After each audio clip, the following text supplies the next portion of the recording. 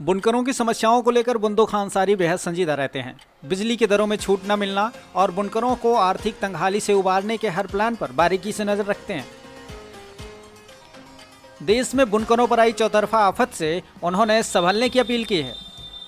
बुनकर संचार सेवा केंद्र के संस्थापक आसिम जिया से बातचीत में उन्होंने बताया कि वो अपने इस काम को अंजाम दें, अपने काम पर ध्यान दें, अपनी रोजी रोटी पर ध्यान दें और ये जो बहकावे के प्रतिनिधि हैं, बहकावा करते हैं, इनके बहकावे में ना आए। मेरी अपनी राय ये है कि आप ऐसा काम ना करें जो आपको खुद को नुकसान हो। इनको नुकसान नहीं होगा जो 500 लूम लगाओ बैठे हैं, इनको नुकसान नहीं होगा जो 250, 300 लूम लगाओ बैठे हैं। अगर फ्लैट रेट ना होते तो ये लूम ना लगा पाते।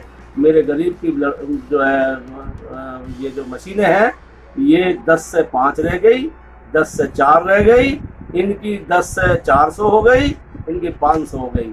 अगर ये फ्लैट रेट ना होता तो ये शायद ना होती। लेकिन मैं फिर भी ये कहता, फिर इल्तिजा करता हूँ बुनकरों से कि घबराने की कोई बात नहीं।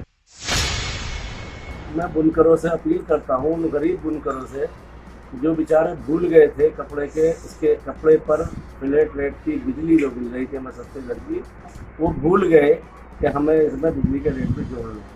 तो मैं उस गरीबों को, उन बुनकरों को याद दिलाना चाहता हूँ, जो हो गया पहले हो गया।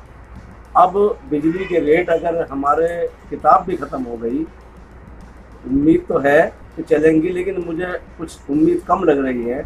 अगर किताब ख़त्म हो गई और 120 यूनिट 240 यूनिट के हिसाब से हमें बिजली मिली, तो मैं उन बुनकरों से अपील करना चाहता हूँ कि वह कपड़े के रेट में इस बिजली का खर्च जरूर जोड़ें।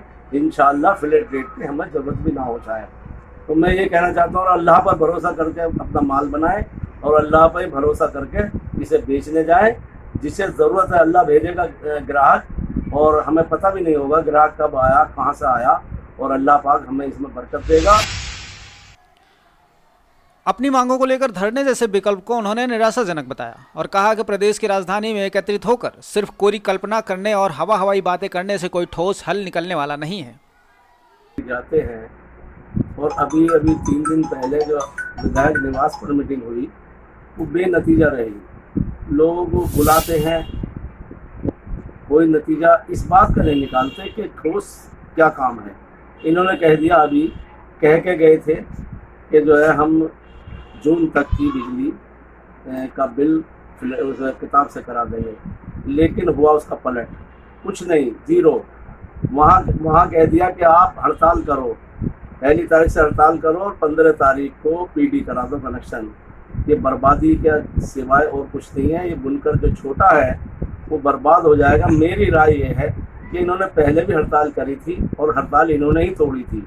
मेरी सब गरीबों से जो 5-5 हार्स पावर चला रहे हैं, मेरे उनसे इल्तिजा है, रिक्वेस्ट है, और उनसे कहता हूँ कि हड़ताल में मेरे ख्याल से, मेरी राय है, कोई फ़ायदा नहीं है।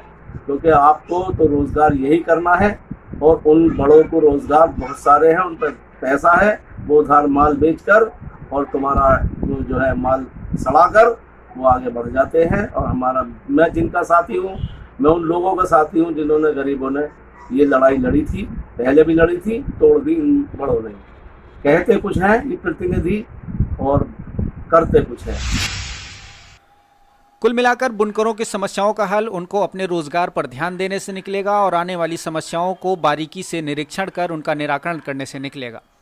इसके बाद ही बुनकरों की जो आर्थिक समस्या है उसको ठीक तरीके से सुलझाया जा सकता है। ब्यूरो रिपोर्ट, ई रेडियो इंडिया, मेरठ।